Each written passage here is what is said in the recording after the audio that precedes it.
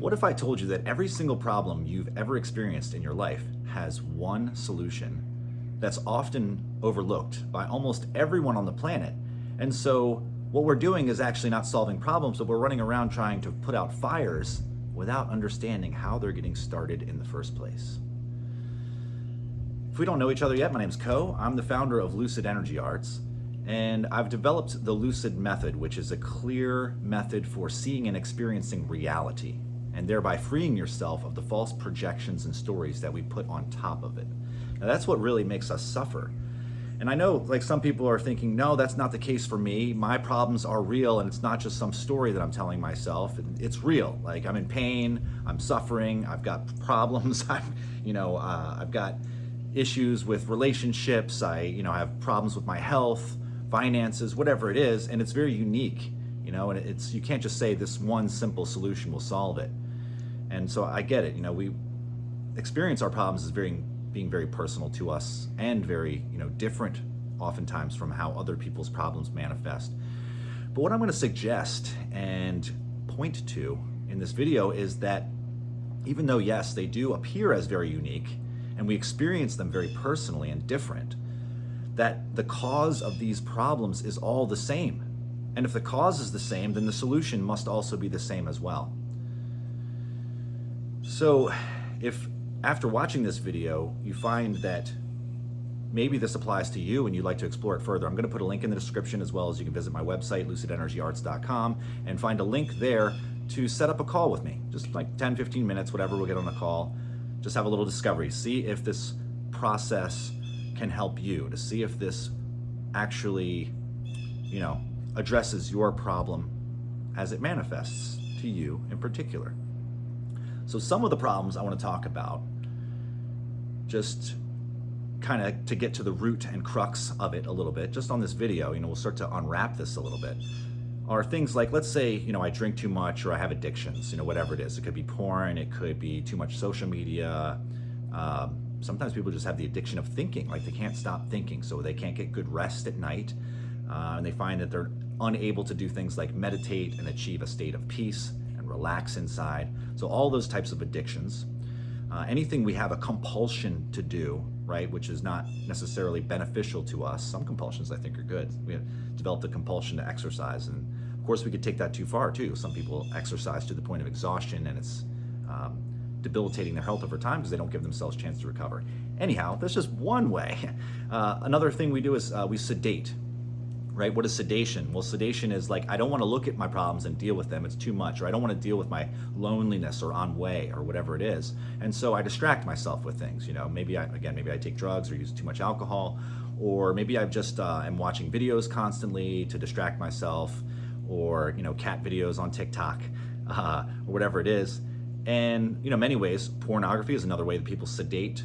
Social media, big time, and even just constantly going out, dating, trying to, always be on the dating apps. Big addiction there.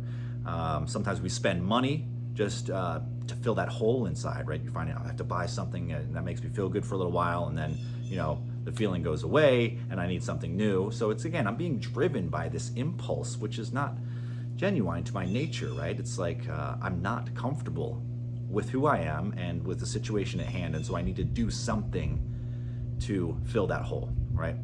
People masturbate, they worry continuously, they habitually seek whatever that thing is. Maybe it's a girlfriend, maybe it's the financial freedom that they're hoping to get. And again, there's nothing wrong with going after these things in life. You should go after what you want, right? You should take the time to discipline yourself, develop the skills necessary, become the person that you need to be to have the things that you want in your life, and all that stuff is great. However, when we're doing it from this place of compulsion, from this place of inner lack, we could say, or misery, or upset, anxiousness is a big one, right? Anxiety. When we feel these things, again, we don't like it. We can't deal with it. We feel this lack. We don't know why our relationship isn't fulfilling us, so we cheat on our spouse, or, we just avoid them at all costs, and ends up killing the relationship. There's other ways that we suffer. We don't express ourselves, right? Because we feel limited inside. We feel afraid of what others might think of us, so we can't express that. Or we can't be spontaneous, so we're self-conscious all the time. We're worrying, is this the right move? Should I say this? Can I say this? What do they think of me? We might settle for less than we feel we deserve from life, from our partner, from our business, from our job, whatever, from our family, our relationships, because we feel like, well, at least I got to get something. Sure, I can't have what I really want, but let me just settle for what I can get. This often creates more stress in our lives than it actually benefits us. Again, the constant worrying. I can't enjoy what is actually working in my life if I'm so anxious, if my mind has these habitual tendencies towards stress, towards anger, towards feeling offended, towards defensiveness. And then, of course, there's, very real physical situations like I'm in debt, I'm broke, I'm lonely. I'm actually alone all the time, so I'm lonely. I can't take risks. I'm afraid constantly of taking actions for what the consequences might be, so I end up feeling stuck and frozen in my life. Or, I feel this emptiness inside, and so avoiding that at all costs becomes my method of operation for life.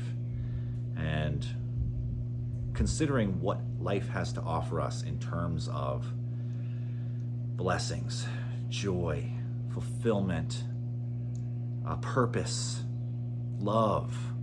It's really sad that so many of us reside in these states, in these lower states of fear, anxiety, worry, stress, pain, depression, loneliness, overwhelm. Just want to give up. I just can't take it anymore.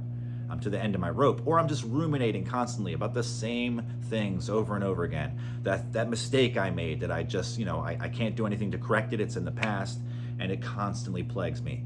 Or, the worry, again, ruminating over worries, just trying to churn it over and over again in your mind, thinking that that's going to help it somehow, but it never does. And so, no wonder why people drink and escape and sedate and do things to try to avoid, because we don't have the solution. We think the solution is out there. We think the solution lies in trying to change the circumstances of our lives, and if we could just get things just so, everything would be okay.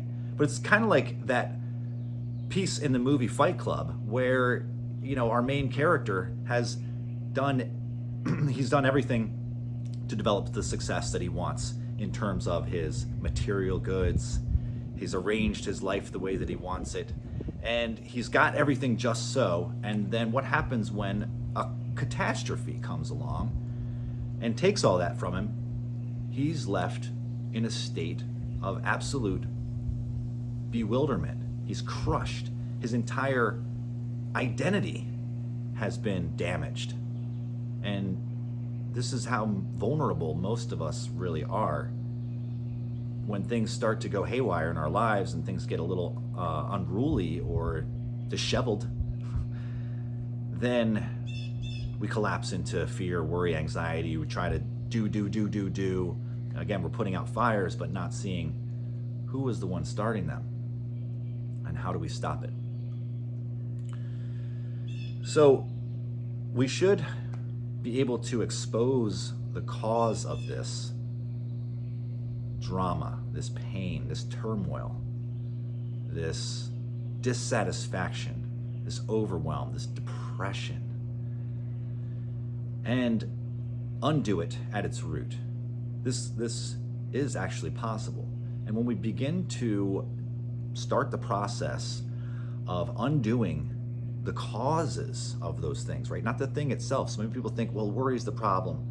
Anxiety is the problem. Well, if that's really the problem, you just take an anxiety pill. But what happens is it doesn't really work. It might help a little bit, but at the end of the day, what have you done? Changing our body chemistry, changing our brain chemistry, and there's all these other side effects that come along with it. I lose my sexual appetite, I lose my ability to focus, or I lose my ability to sleep. It's like, I'm sacrificing at every turn, and it doesn't seem like there's a good solution like that really produces a win-win.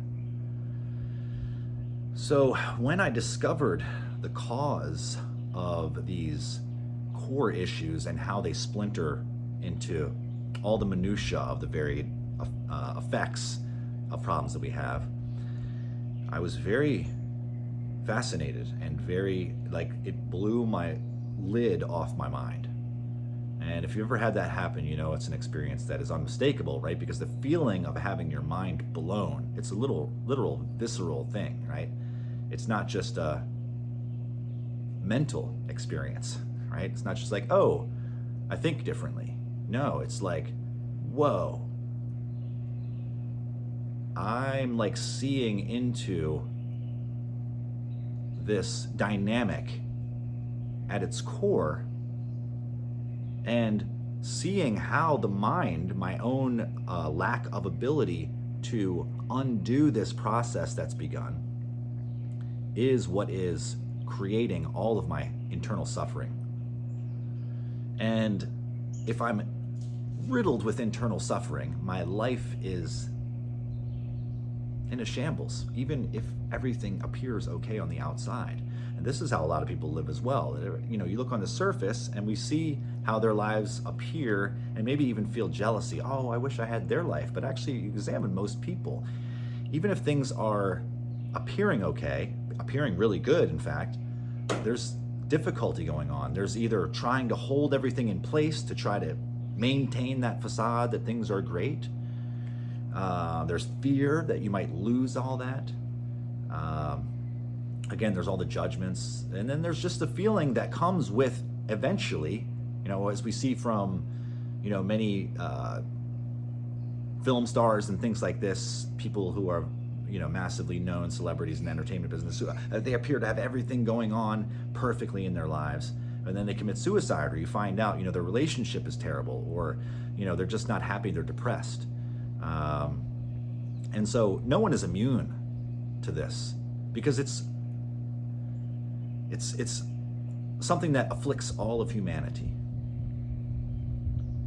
And the solution that most appropriates, you know, what society has discovered about this is there is this lack of freedom, this constriction that I'm feeling, this pain of loneliness, which is also separation, separate from the things that I want, right? Separate from what I believe I need in order to get me the peace that I'm wanting, that I need, that I deserve, that I'm lacking so sorely. And no matter what I do, it's like I'm constantly trying to fill that void, fill that hole, or do something to distract myself away from the pain, or to ensure against it ever happening again, right? So I become so fixated on getting everything just so and protecting myself at all costs that then again, I'm living in this state of constant fear because something might go wrong, because life puts pressure on us, because things don't just remain as they are. There's entropy. If we don't maintain them or grow them, they fall apart ultimately. And so this is the direction that life is moving in. It moves towards difficulty. How do we reverse this? So the lucid method is, again, a clear method for seeing and experiencing reality, free from any stories about it. And I believe it's actually much more than that, but I think this is a good way of starting to describe it for someone who might be experiencing these things and looking for a way out. Because if I see the reality, once again, that empowers me. Once we see the reality, what is the problem? What's the real problem? What's the root? What caused the problem? Once I see that, if I'm not aware of something, I'm powerless to change it. So I'm starting to get some power. I'm starting to develop the capacity, because just in awareness of the actual problem, man, we are so much closer to the solution. So if I don't know what the real problem is, I'm thinking that the problem is I drink too much, and so I try to control my behavior. And maybe I do that, and maybe I can force myself to stop, just as an example. But what about dealing with that drive that wanted me to do that, right? The anxiety, the stress. If I don't find a way to manage and deal with and ultimately eliminate that stress, then whether it's drinking, whether it's becoming angry, whether it's suppressing my emotions and making myself sick, I'm not solving the problem. I'm just maybe deterring myself from exacerbating its consequences, from making things much, much worse, but that's certainly not freedom. No, not at all. Freedom, in my experience, is the ultimate goal. It is worth all of it. It is the reason for being. And the more I discover this, the more it gives me all of the other things that I was hoping to get. The sense of connection, right? Not being alone. The sense of abundance, like I have enough, things are okay, things are great. I have autonomy and self-empowerment. I can do what I choose, and I have the power to execute on my goals, fulfill my dreams, and live a good life. Now, many of us feel like we want those things, but everything is working against us. And it seems like that oftentimes. As I said, there's the power of entropy, which is constant. But having discovered, first of all, what is the source of the problem? What is the source of this constriction, this feeling of being caged in by life? What's its cause? Now, if I see what the cause is, it's pretty clear that the opposite of that is going to be the solution, right? So if I'm beating myself up, well, not beating myself up would be the solution. But how do I do that? Again, we're talking about symptoms. Beating myself up is just a symptom of feeling worthless inside, holding guilt and not being able to release it. Not having a strong sense of value. Not knowing who I am, not having a strong sense of who I am. And it's just different from an identity. Identities are very fragile because they're based on a story, which is false. And there's nothing wrong with that. It's just like the costume you choose to wear at the masquerade. That's your identity. It's who you chose to present to the world on that day. And this is what we do in our lives every day. We present as these identities. But the problem is most of us don't realize that we created it. We chose to wear it that day. And it's not really who we are. It's a mask, a persona. Persona means mask. But if all I know is my persona, and I constantly have to reinforce it and protect myself from others' attacks or not honoring or not believing or not accepting my identity, or I'm feeling like I'm not being accepted, right? Because what is the real cause of feeling like I'm not being accepted? It's an inner lack of acceptance for myself. We set ourselves up. It's like we chink our armor. We create our own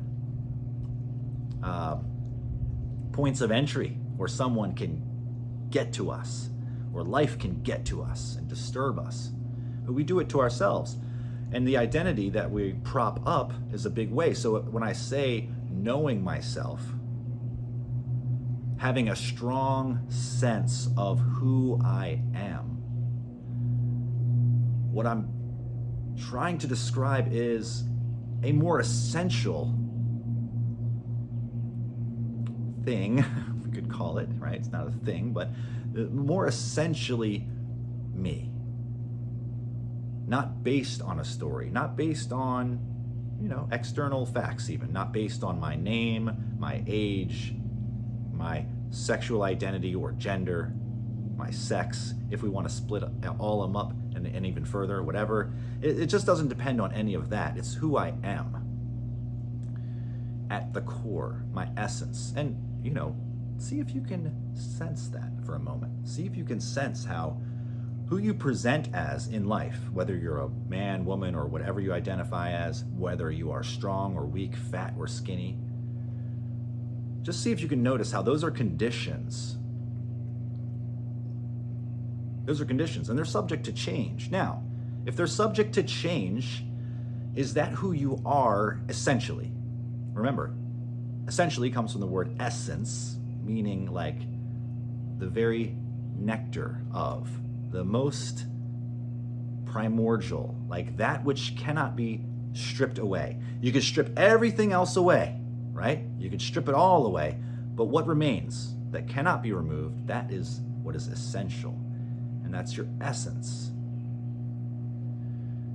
We can't have an idea about what our essence is, though. That's not the same as knowing it. Knowing it means to experience it. It means to feel it, to be it, to know it directly.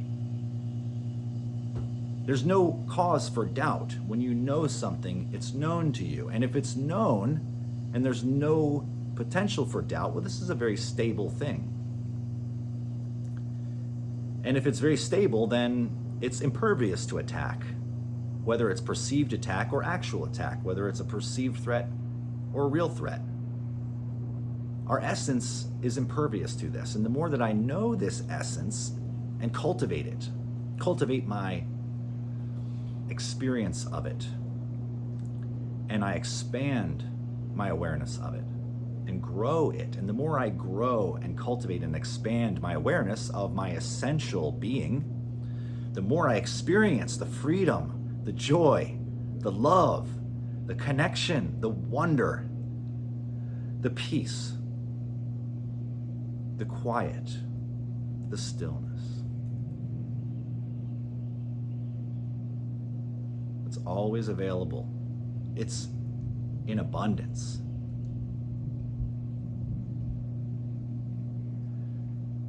So if you're with me thus far, I hope that there is a question starting to bubble in your mind, which is how? How do I experience that?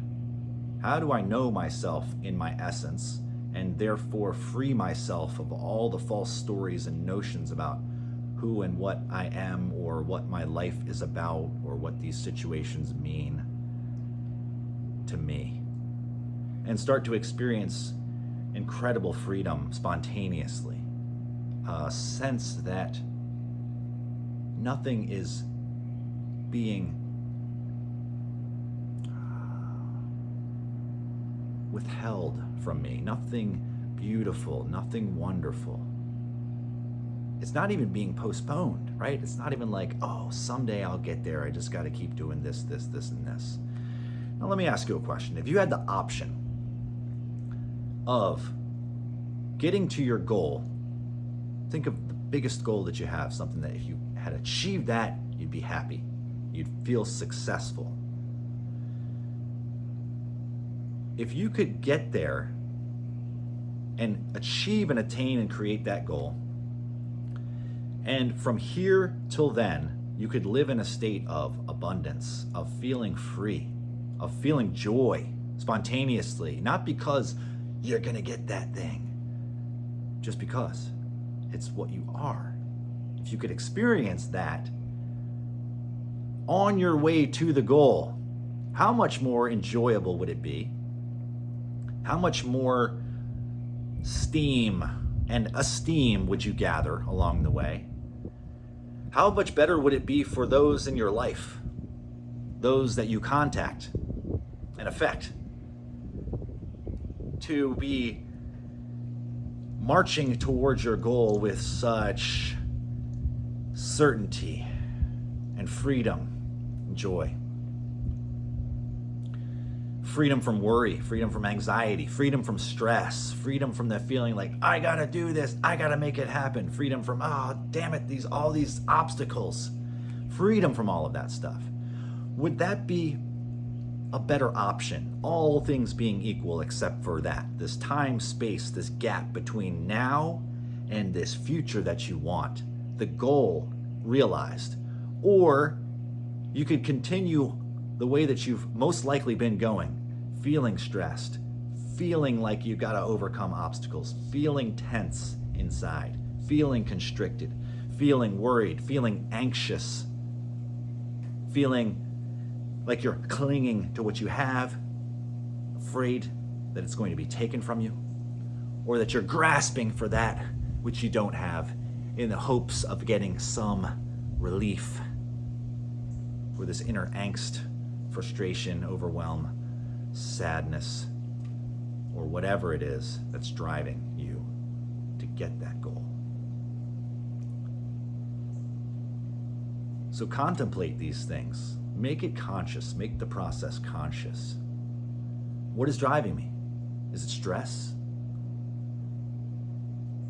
Or maybe I have this idea of, no, it's not stress driving me. I'm being driven by these ideals. I'm just dealing with the stress in the meantime. Like, well, what if you didn't have to?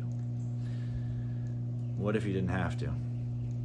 What if you could eliminate the stress with a clear and simple method that's foolproof, that works quickly,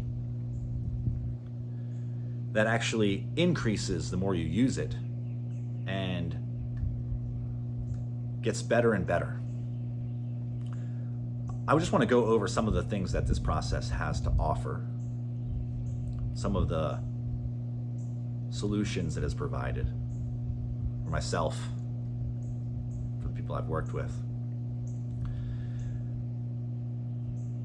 Identify my real self, know thyself. I think this is first and foremost. It's the penultimate, it's the supreme ultimate, I guess we could say.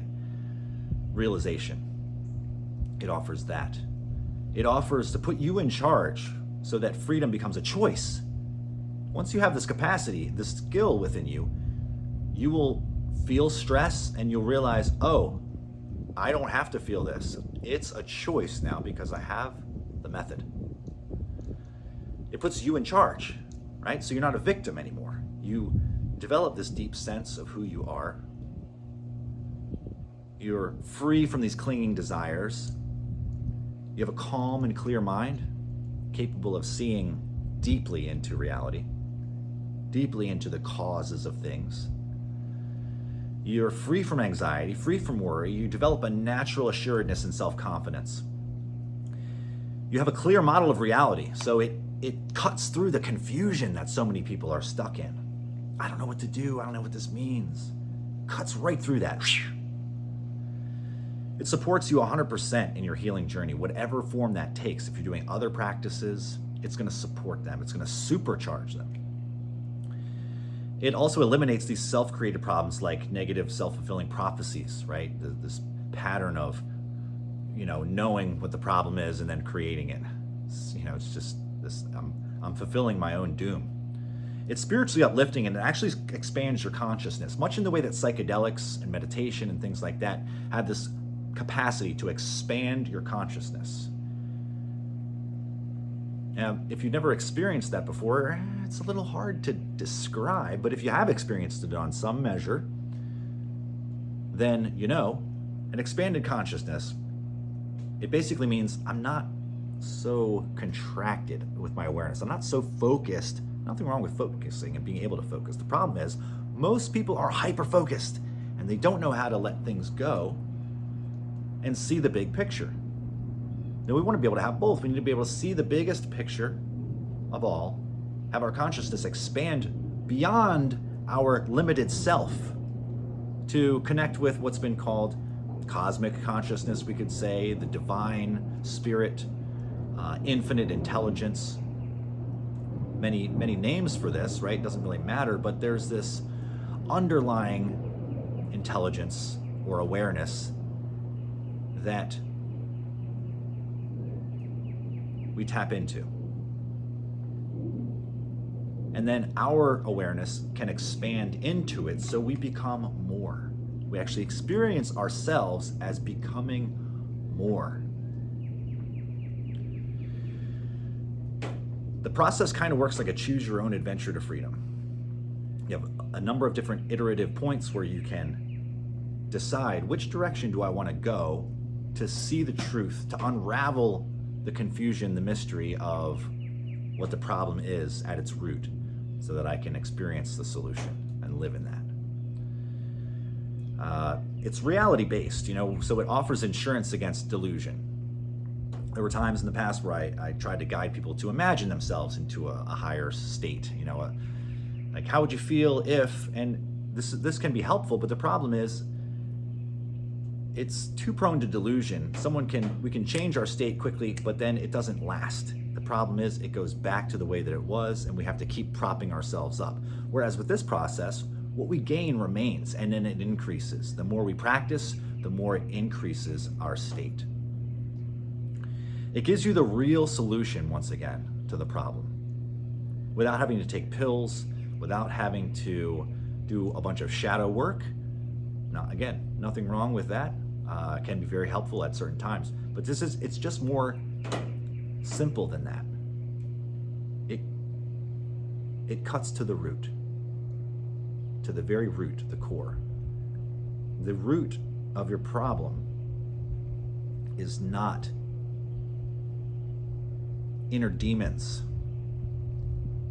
Those could only be a manifestation of the root cause.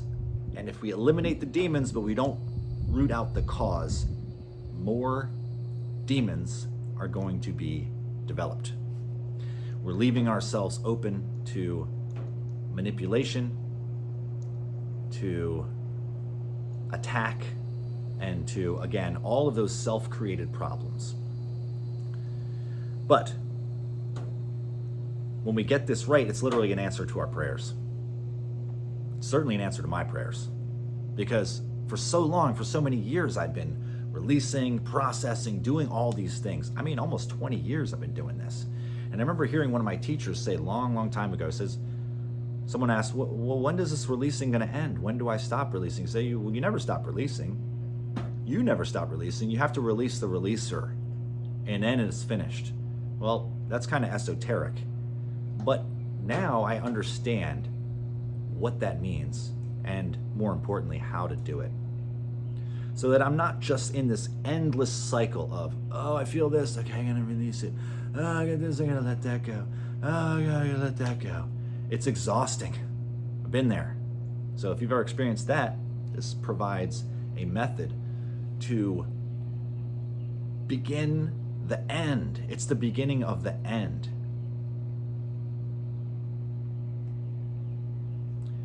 You'll learn to enter into the released state, which is a state in which nothing sticks. So there's nothing more to let go of because you're open completely. And it's like when they put grease on those poles after the big game so people can't climb up because nothing sticks to it. You just slide, it slides right off. So it's like Teflon for your soul. Just thought of that. That's great. It is. It's literally like Teflon for your soul, except it's not artificially made and has no damage to the environment. Let's see if there's anything else I missed. Well, you see the underlying reality that almost no one is aware of. And you'll discover the two true motivating forces in your life and how to use them to get and experience whatever it is that you choose.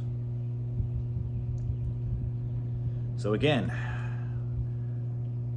if this resonates with you, by all means, I invite you, please, click the link in the description, set up an appointment with me. Let's discuss briefly what your issue is that you've been struggling with, and see if this method will help you. No obligations. We'll go from there. And I look forward to connecting with some of you guys and gals, folks of all kind, in the support of your freedom and release from suffering, and in the gaining of everything you really want in this life. Everything you really want. And it's really just one thing. So thanks so much for watching. I know this was a little bit long, but I really wanted to be able to get the description, the whole gamut of things that it can apply to, and start to get you to see, within yourself, within your own psyche, how this might apply, how you may have been stuck in some of these self-created loops, or putting out fires when not really seeing the cause and chasing effects and ameliorating symptoms rather than rooting out the deepest solution in its simple essence and becoming free. Again, thank you so much for watching. It's been fun. It's been enjoyable. and I hope to see you guys on another one of these videos or on a call soon. Much love. Until then, my friends, be well.